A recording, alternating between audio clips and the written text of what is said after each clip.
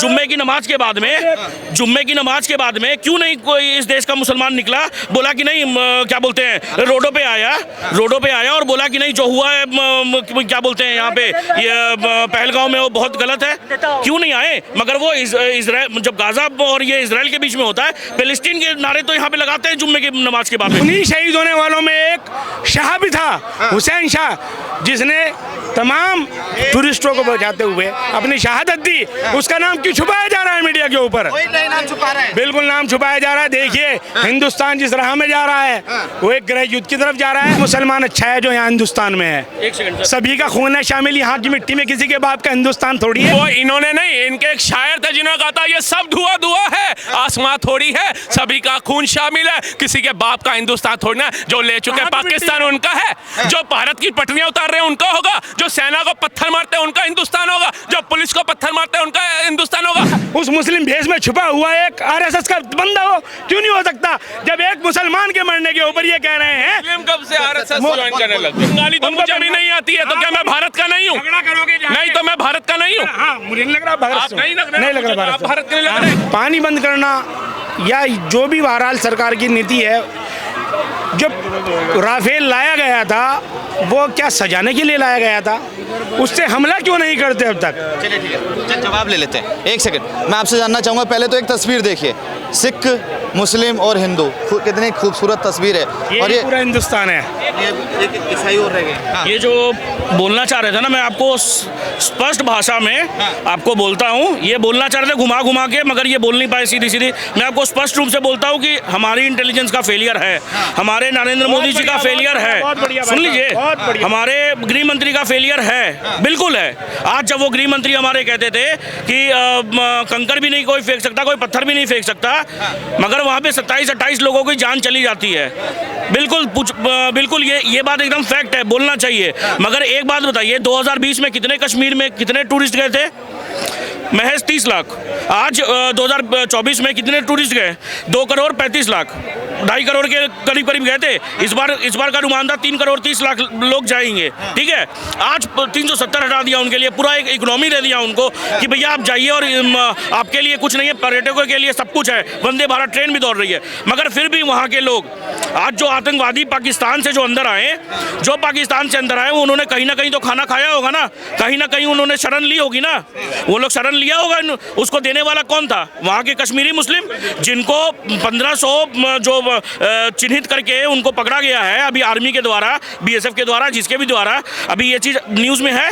देखिए बात क्या है ना कि आज अगर आपको लगेगा, देखिए 3 से 4 राज्य लगते हैं पाकिस्तान से, गुजरात लगते हैं, क्या बोलते हैं, पंजाब भी लगता है, क्या बोलते हैं, कश्मीर तो लगता ही है, खैर ये राजस्थान भी लगता है।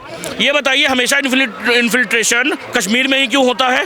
कभी आपने सुना गुजरात के कच्छ में वहाँ पे कोई हमला हो गया या वहाँ से आतंकवादी घुस गए? क्योंकि उन्हें कोई पनाह नहीं देगा। कश्मीर के लोग ही क्यों पनाह दे रहे हैं उनको?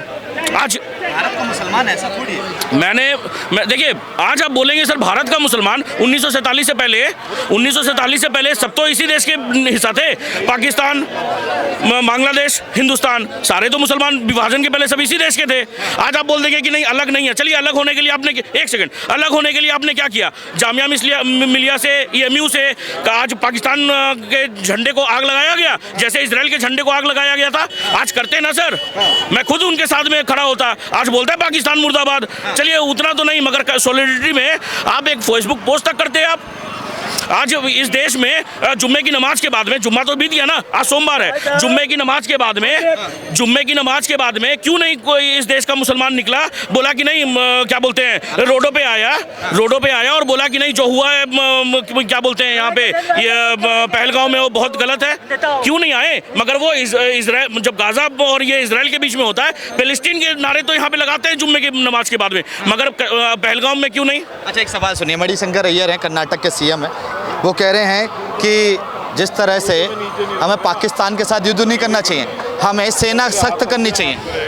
सर सेना हमारा सख्त है, ऐसा कुछ नहीं है। देखिए बात क्या है सर कि आज मणिशंकर अय्यर, कांग्रेस, मुझे तो आज ये सोच के भी घृणा होती है कि ऐसे लोग जब, सॉरी माफी चाहूँगा, सीतारमैया सिद्धारमैया कर्नाटका की जो सीएम है वो बोल रहे हैं, और वो बहुत ज़्यादा ट्रेंड भी कर रहे हैं पाकिस्तान में। नेहा सिंह राठौर वो भी बहुत ज़्यादा ट्रेंड कर रही हैं। आज ये चीज़ ना सियासत करने का समय नहीं था आज के डेट में। आज के डेट में ना था सबके साथ में, आज गलती किसकी भी है, चूक किसकी भी होती, मगर हमें अपने प्रधानमंत्री के साथ में खड़े होना चाहिए। जैसे बोलिए आज घर में हमारे घर में ही कुछ अगर कुछ गलत होता ना, हमारे घर में भी कुछ होता ना, तो हमारे अपने पिताजी के साथ में हमें खड़ा होना पड़ेगा। अच्छा, मैं जानना चाहूंगा, रॉबर्ट वाड्रा का बयान आया, रॉबर्ट वाड्रा का मुसलमानों को दबाया जाता है मैं हिंदुस्तान। क्या कह रहा हूँ, अभी भाई बोल रहे थे किसी भी मुसलमान ने एक प्रोटेस्ट किया, ये देखिए नहीं किया ये, अरे ये रहा ये देखो, ये मेरा प्रोटेस्ट है जो मैंने किया। पाकिस्तान मुर्दाबाद के भी नारे लगाए, आतंकवाद मुर्दा नारे, लेकिन नारों से काम नहीं चलेगा, नारों से काम नहीं चलेगा। हम लोगों को एकजुट होकर एक प्लेटफॉर्म पे आके इस जुल्म का सामना करना पड़ेगा। और मैं बता रहा हूँ, भाई कह रहे थे सियासत करने का दौर नहीं है, प्रधानमंत्री को खुद सियासत करना है इसके ऊपर। उनको जबकि कश्मीर जाना चाहिए, वो रैली करने के लिए वहाँ पहुँचे बिहार के अंदर। होम मिनिस्टर नहीं गए? अरे होम मिनिस्टर को छोड़ दो, प्रधानमंत्री की बात हो रही है। आप बोलिए ना। प्रधान ये भाई साहब बोल रहे थे कि सियासत करने का टाइम नहीं है। सियासत तो हो रही है। जो हिंदुस्तान का फर्स्ट पर्सन है वो रैली करता है बिहार में जाके, और दोनों जो गठबंधन की सरकार बनी हुई ताकि वो सरकार चले, उनको सरकार चलाने की लग रही है। इस वक्त देश जितने बड़े संकट से गुजर रहा है, इस वक्त हम लोगों को कंधे से कंधा मिलाकर और हिंदुस्तान के एक एक आदमी को, एक एक फर्द को, एक एक नागरिक को पाकिस्तान के खिलाफ खड़ा होना चाहिए। और हम लोग मुसलमान कम्युनिटी से आते हैं, आप हटाइए सेना, और हम लोगों को भारत के निवासी होने के नाते हमें सेना के अंदर भर्ती दीजिए। हम देखते हैं पाकिस्तान से साला एक कंकर क्या, एक रेजा भी हिंदुस्तान के अंदर है। सबसे पहले हमारे सीना चलनी होगा, उसके बाद में यहाँ पे कोई RDX आएगा। मगर मैं जानना चाहूंगा, एक सेकंड भैया आ रहा हूँ, मैं आपको ज़्यादा समय दिया आपको, मगर मैं जानना चाहूंगा वो कौन लोग थे जो उनको पनाह दे रहे थे, उनको खाना दे रहे थे, उनको रास्ता दिखा रहे थे, और फिर उसके बाद कलमा पढ़वा कर, पैंट उतार कर, धर्म देखकर गोलियां चलाई? कौन थे वो लोग? वो वही लोग थे जो इस विचारधारा से प्रभावित हैं। लेकिन उन्हीं शहीद होने वालों में एक शाह भी था, हुसैन शाह, जिसने तमाम टूरिस्टों को बचाते हुए अपनी शहादत दी। उसका नाम क्यों छुपाया जा रहा है मीडिया के ऊपर? नाम छुपा रहे हैं। बिल्कुल नाम छुपाया जा रहा है। देखिए हिंदुस्तान जिस राह में जा रहा है वो एक गृह युद्ध की तरफ जा रहा है। अगर जो आप पाकिस्तान के मुद्दों को हिंदुस्तान के मुसलमान से पूछेंगे, आप पूछिए, पाकिस्तान से हमारा कोई ताल्लुक नहीं, हम खंडन करते हैं पाकिस्तान का। लगाइए सब आप लोग, पाकिस्तान पाकिस्तान पाकिस्तान पाकिस्तान पाकिस्तान। हाँ, अब सुनिए, आप इतना आसानी से कैसे इसको, वो भाई तेज बोला, आप क्यों लाउडली अरे भैया मैं सुना इच्छा नहीं है इसके अंदर, देशभक्ति है। अरे इसके अंदर देशभक्ति है। देशभक्ति कर्नाटक में नहीं है क्या? 2 महिलाएं पाकिस्तान का पोस्टर हटा रही है। तो आप उसको अभी कर्नाटक पहलगाम, सबसे पहले पहलगाम पहलगाम वहाँ के 1500 कश्मीरी मुस्लिमों में भी नहीं थी जो खच्चर चला रहे थे, जो दुकानें लगा रहे थे। सिर्फ एक में ही थी जो राइफल खींचते हुए अपना शहीद हो। ठीक है, हाँ, उसके बाद, हाँ, और उसके बाद भी आप आइए, उसके अंदर अगर नहीं थी तो इतने खच्चर वाले थे, आतंकवादी आते तो वो तो गोली चलाते हैं। क्या 47 टारगेट सरकार? सुनिए, केंद्र में किसकी सरकार है? स्टेट गवर्नमेंट किसकी है? सन 2014 स्टेट गवर्नमेंट किसकी है? स्टेट गवर्नमेंट किसकी है? जब तक राष्ट्रपति शासन था तब तक आतंकवादी हमला क्यों नहीं हुआ? राष्ट्रपति शासन हटते ही वहां पर केंद्र सरकार बनती है, स्टेट गवर्नमेंट बनती है, और इतनी बड़ी वारदात होती है। और जिस पहलगाम की उस जगह को जून में खोला जाना था, ऐसी कौन सा भूचाल आ रहा था जो स्टेट गवर्नमेंट ने 2 दिन पहले ही खोल दिया? जून के अंदर 2 दिन बाद ही वहां आतंकवादी घटना हो जाता। उमर अब्दुल्ला कह रहे हैं कि हमको बहुत दुख है, हम माफी के लायक भी नहीं, हम माफी नहीं मांग सकते। वो लोग आए थे मेरे पूर्व वजीर आला पे यकीन कर यहाँ पर कश्मीर में, और उनको मैं मृत्यु के घाट उतर गए, वो मैं उनसे माफी भी नहीं मांग सकता। तो इस्तीफा दो ना, काहे बैठे हो? मतलब तुम एक नरेंद्र मोदी दे, क्यों दे? नरेंद्र मोदी क्यों देंगे? आप बताइए, किसने कहा था राष्ट्रपति शासन हटाओ? राष्ट्रपति शासन लगा था ना? नहीं, उनके तो होंगे ही ना। आप बताइए, राष्ट्रपति शासन लगा था, नरेंद्र मोदी को पता था, सुरक्षा एजेंसियों को पता था कि अभी कश्मीर के हालात ठीक नहीं है। कौन सुप्रीम कोर्ट का दरवाजा खटकाया जा करके? क्यों सुप्रीम कोर्ट ने बोला नहीं इलेक्शन कराइए, आप चुनाव आयोग को नहीं हो सकते? और कौन कह रहा था लोकतंत्र की हत्या हो रही है? नरेंद्र मोदी तानाशाही कर रहे हैं कश्मीर में इलेक्शन ना करा करके। ये भारत की आवाम और वही भटके हुए लोग बोल रहे थे ना। आज देख लीजिए, इलेक्शन होते हैं और इलेक्शन होने के 2 से 3 महीने बाद वहां पर क्या होता है। कहेंगे कि जब राष्ट्रपति शासन था तब तो सब कुछ सही चल रहा था, उमर अब्दुल्ला की सरकार आई, उसके बाद घोड़ा वाला खच्चर वाला भागते समय जो हिंदुस्तानी भाग रहे थे, कह रहे हैं घोड़े पे अगर जाओगे तो उस समय घूमने का 400 था, अगर भाग के जाओगे उस घोड़े पे तो 4000 कर। ये बात आप अर्थव्यवस्था कर रहे हो, फिलहाल जो है शहादत की बात होगी। देखिए मैं बताता हूँ, मैं दिखा ये बात कर रहे हैं, अच्छे मुसलमान कहाँ चले गए? 400 की जगह 4 रुपए करना। हर मुसलमान अच्छा है जो यहाँ हिंदुस्तान में है। एक सेकंड सर। सभी का खून है शामिल यहाँ की मिट्टी में, किसी के बाप का हिंदुस्तान थोड़ी है। पटरी उतारते हैं। एक आदमी का मुसलमान है ये। अगर जो हमें इस मिट्टी से मोहब्बत ना होती, सन 47 में हम यहाँ से चले गए होते। जो लोग चले गए उनको इस चीज़ का पछतावा है, हम हिंदुस्तान के छोड़ गए, क्योंकि उन लोगों को जिस तरीके से आज़ादी हमें हिंदुस्तान के अंदर है उनको नहीं मिल पाती। मिला लेना चाहिए पाकिस्तान और बांग्लादेश को। हम मिलाना चाहिए, अखंड भारत होगा। मिलाना चाहिए, अखंड भारत होगा। हम चाहते हैं अखंड भारत हो। अभी तो नफरत करते हैं किससे? पाकिस्तानियों से। पाकिस्तानियों से? पाकिस्तानी जब इधर आ जाएगा ना, जब चूतड़ छिदेंगे तो अच्छा लट के सामने नाचता है। जैसे यूपी में ये देखिए, अभी ये कर्नाटका का वीडियो है। अभी जो भाई साहब बोल रहे थे ना, मुझे अच्छा लगा कि भाई आप देशभक्त हैं, अच्छा लगा। ये वीडियो देखिए, कर्नाटका में 2 महिला पाकिस्तान का ये लगा रही है। बुरखे के अंदर कौन हो सकती है? अब ये देखिए, अब चलिए सर कोई बात नहीं, सेक्शन 144 राजस्थान में इम्पोज कर दिया गया। क्यों कर दिया? बोल रहे कि पाकिस्तान के मुर्दाबाद के नारे हम नहीं सहेंगे, पाकिस्तान मुर्दाबाद के नारे हम नहीं सहेंगे। उसके बाद में यहाँ पे देखिए, पाकिस्तान के झंडे के ऊपर में कुछ लोग खड़े हैं और कुछ लोग आ जाते हैं, बोलते कि नहीं हम पाकिस्तान के झंडे का अपमान नहीं सहेंगे।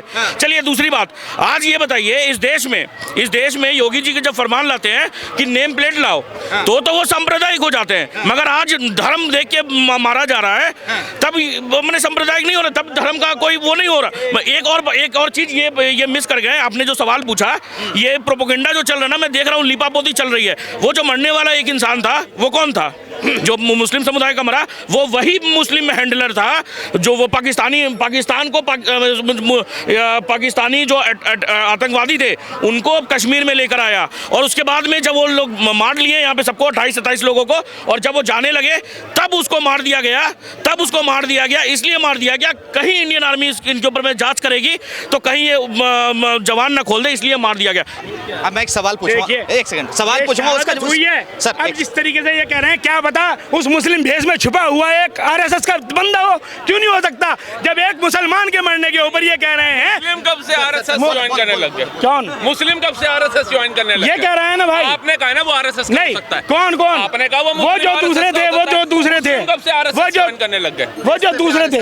देश से प्यार ऐसा नहीं है कि मुसलमान आरएसएस। अब मैं एक सवाल पूछना चाहूँगा, यूपी के मुजफ्फरनगर में 2 हिंदू लोगों को, एक पिता थे एक बाप थे, कहा जा बाप बेटे के लिए गाड़ी के अंदर से निकाल के पीटा गया। कल की खबर है उत्तर प्रदेश मुजफ्फरनगर में, और कहा कि अभी 22 अप्रैल की पहलगाम के आतंकी हमला तुमको याद नहीं है, पीटा उनको। मैं जानना चाहूँगा, क्या अब उन मुसलमानों पे बुलडोजर चलेगा तो उससे सहमत होंगे आप? अभी मुझे मालूम नहीं है कि क्या हुआ, लेकिन अगर जो ऐसा हुआ है, जो भी ये विचारधारा रखता है ना अपनी, कि किसी को मारना तोड़ना, देखो कुरान की बात करूंगा मैं पूरे तरीके से। कुरान के अंदर सीधा लिखा हुआ है, एक इंसान का कत्ल कर देना पूरी इंसानियत का कत्ल है। हम लोग कुरान के मानने वाले लोग हैं और कुरान के ऊपर ही बात करेंगे। जुल्म जहाँ पे भी होगा, एक सच्चा मुसलमान कभी भी उसकी हिमायत नहीं करेगा। 1400 साल हो गए आज तक, कोई जुल्म हुआ था करबला के मैदान में, हम उसके खिलाफ आज तक बोल रहे हैं। और फिर ये बात कहीं की कहीं चली जाएगी पहलगाम के ऊपर। बहरहाल जो मैंने बताया आपको, जो सच्चा मुसलमान होगा वो कभी भी जुल्म की हिमायत नहीं करेगा। अच्छा, तो सच्चा मुसलमान मैं जानना चाहूँगा, मुर्शिदाबाद में कोई बाहर से लोग नहीं आए थे, वो भी मुसलमान ही थे। अब वो मेरे को लगता है फिर सच्चे मुसलमान नहीं होंगे। जो कश्मीर घाटी के अंदर सेना को पत्थर मार रहे थे वो भी सच्चे मुसलमान नहीं होंगे। जो संभल में पुलिस वालों को पत्थर मार रहे थे वो भी सच्चे मुसलमान नहीं होंगे। जिन्होंने 200 जिले भारत से खाली करा दिए हिंदुओं के, वो भी सच्चे मुसलमान नहीं होंगे। जो ब्रह्मपुरी के अंदर 12 नंबर गली में पलायन कर दिया, वो भी सच्चे मुसलमान नहीं होंगे। आप बताइए, जो शाहीन बाग बनाया वो भी सच्चे मुसलमान नहीं होंगे। अरे सर, आप मुझे एक उदाहरण दे रहे हो, मैं आपको हजारों उदाहरण दे रहा हूँ। मैं तो कह रहा हूँ, आप एक सीलमपुर का उदाहरण दे रहे हो, मैं आपको हजारों उदाहरण दे रहा हूँ। कैसी बात कर रहे हो? केरला में बहन बेटियों को सीरिया भेजा जा रहा है, वो नहीं। मणिपुर में क्या हुआ आप बताइए? एक मिनट रुकिए, एक मिनट। मणिपुर बताइए क्या हुआ? मणिपुर में किसका मसला? लड़कियों को और चैनल एक घुमाया जाता है। कौन थी, कितनी महिलाएं थी, आप बताइए। अब मणिपुर के चीफ मिनिस्टर का नाम बताइए। मणिपुर केंद्र शासित राज्य कब बना, ये बताइए। क्या हो रहा है? मणिपुर को बंगाल। अब बंगाल पहुंच मैं जगह जगह जाऊंगा जहाँ जाते करना है। पहले मणिपुर का जवाब दीजिए।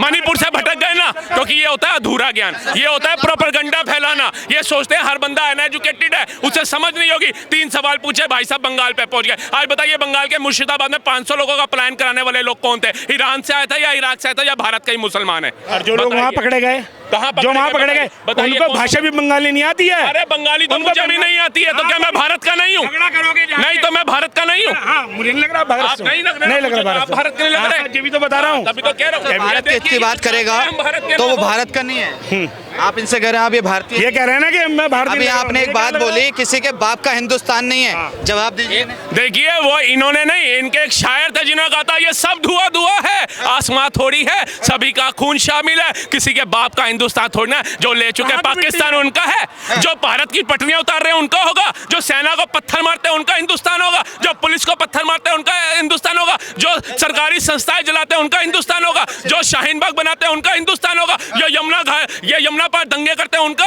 हिंदुस्तान होगा, जो मुजफ्फरपुर दंगे करते हैं उनका हिंदुस्तान होगा। कहां से हिंदुस्तान होगा बताइए? अगर हिंदुस्तान आपका होता तो बूंद बूंद संजो करके रखते। देश की संपत्ति को नुकसान पहुंचाने का काम नहीं किया जाता, देश के ही हिंदुओं को काटने का काम नहीं किया जाता, देश के हिंदुओं को आपके सहते रहते हुए, जिनको कहते हो हिंदुस्तान हमारे बाप का है, आपके भाइयों को यहां से पलायन ना करना पड़ता इस देश से, और देश के हिंदुओं को कहीं आस ना लगानी पड़ती, कभी इधर कभी उधर। वो विश्वास रखते हैं आपके ऊपर। आज जिस इलाके में मुसलमानों की तादाद ज्यादा बढ़ जाती है, हिंदुओं को वो छोड़ना पड़ जाता है। अगर भाईचारा इतना मजबूत है, दिलों में प्यार इतना है, तो क्यों छोड़ा जा रहा है? 2014 में मोदी की सरकार आई, 2014 में मोदी की सरकार आई। क्या पलायन 2014 के बाद से हो रहे हैं या पहले से भी हुए? बताइए।